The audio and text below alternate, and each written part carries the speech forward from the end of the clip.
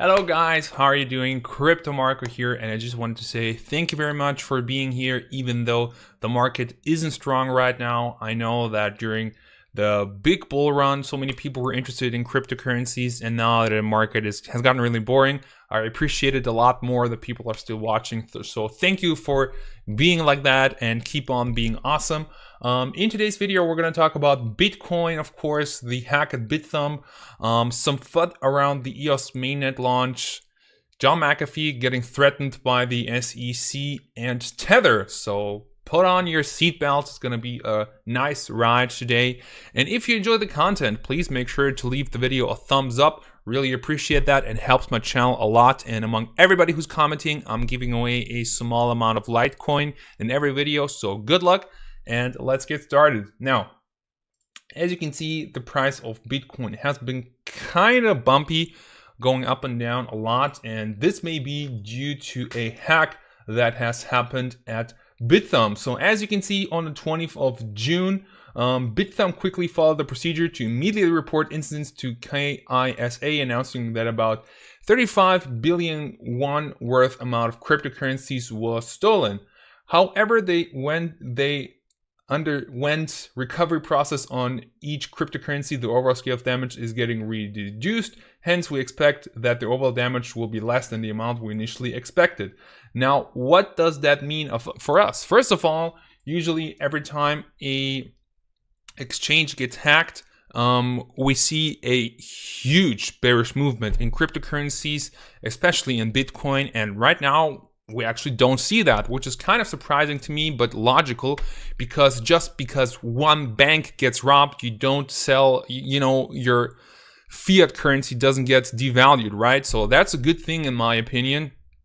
And really, I think shows just that the market is getting a bit more mature and that the market maybe is due to a bullish move right now after all of these bearish days would really be great. This is what Bithumb is saying on their Twitter page. So we would like to share with you events that took place on June 20th, 2018, and the steps we've taken to ensure that your asset is safe and secure with Bithumb. Bottom line of the whole thing is, don't leave your cryptocurrencies on exchanges, at least not all of it. Put some of that cryptocurrency on the exchange if you're trading with it, but keep it out of there and pull it out to your cold wallets, to your hardware wallet, wherever. Just make sure that it is safe. Furthermore, EOS decentralized question as block produces freeze accounts. So a bug has been encountered in the EOS net, and then they launched. So that's something we already know. But something that's interesting maybe is that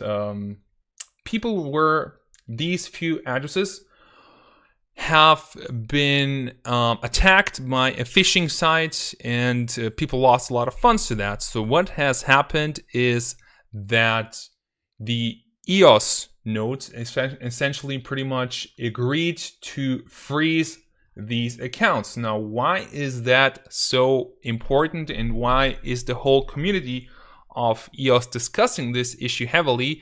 Well, the simple fact is that this social consensus is basically I'll have to turn on the ventilator, is basically the opposite of what a decentralized blockchain actually looks like, because decentralized blockchain doesn't need human involvement.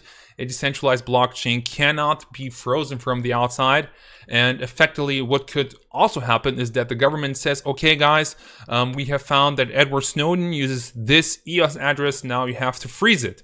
So with Bitcoin and Ethereum, as far as I know, that's impossible, because there are no nodes that can actually say that they are going to freeze assets. And people are right now comparing that what happened with EOS with Ethereum with the 2016 DAO hack, when Ethereum pretty much forked off through Ethereum and Ethereum Classic. So Nick Szabo, a legend, a pioneer in smart contracts and decentralized money, said In EOS, a few complete strangers can freeze what users thought was their money. Under the EOS protocol, you must trust a constitutional organization comprised of people who will likely never get to know the EOS constitution is socially unscalable and a security hole. So this is something that right now the EOS community is discussing about. I also like this tweet. Hey, I'm not criticizing the tech at all. My point was that EOS is foregoing immutability and creating a bad precedent like Ethereum did during the DAO hack. What happens when a state wants to censor a TX? So I thought the point of blockchain is that no one could have the power. Something that's interesting to note is that even though the EOS mainnet launch which was like really huge, almost all cryptocurrency sites were talking about that, did have an impact on EOS. But however, as you can tell, this hack, these frozen accounts had a very little impact on the price. And could you imagine this happening to a stock? Could you imagine buying Coca-Cola stocks and then Coca-Cola freezes like 7 people, like they can't access their stock? I think that would have a huge impact on the trust that people have on that certain stock. And with cryptocurrencies, we don't see that happening. So, I mean, with Verge, we saw 2 hacks. Verge is still up there. EOS, critical bug, $1 billion heavy ICO has technical issues and still stays there. This crypto market is really irrational in my opinion. Furthermore, a professor, Emin Gün Siret, a professor at Cornell, said something very interesting on Twitter. Let me just find it. I'm calling it. There will be a massive exchange hack within the next year, taking advantage of an EOS vulnerability. The exchange will lose its hot wallet. Hackers will send the proceeds to downstream exchanges where they will trade into other coins. If EOS uses its arbitrators to reserve the hack, the contagion will spread downstream. There will be threats of lawsuits involving the devs and the BPs. Twitter lawyers will point out the absurdity of the EOS constitution or any document not grounded in actual law. Exchanges have not yet figured out that EOS governance models does not mix well with other currencies. EOS folks will blame others and they won't be entirely wrong. So if something like that happens, you heard it here first. What do you think about EOS? Let me definitely know in the comment section down below. We're going on to something really interesting that we saw with John McAfee. 829,000 followers on Twitter. I'm pretty impressed with that number, I have to be honest. And what kind of Photoshop cringe is going on right there? God, don't you know how to select an image? Anyway, has John McAfee been defeated? Due to SEC threats, I am no longer working with ICOs, nor am I recommending them, and those doing ICOs can all look forward to arrest. It isn't just, but it is reality. I am writing an article on an equivalent alternative to ICOs, which the SEC cannot touch. Please have patience.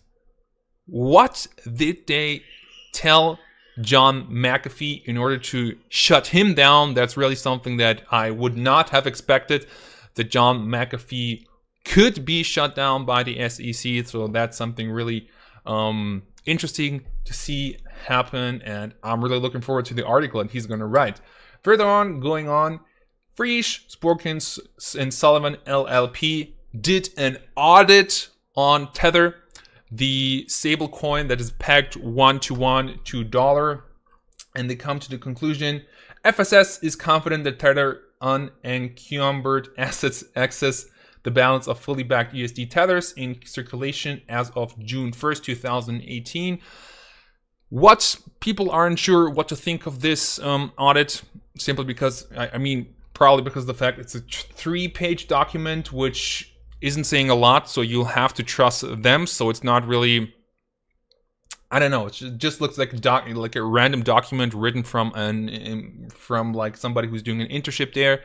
And plus one of the guys who's working at FSS has been working at the FBI.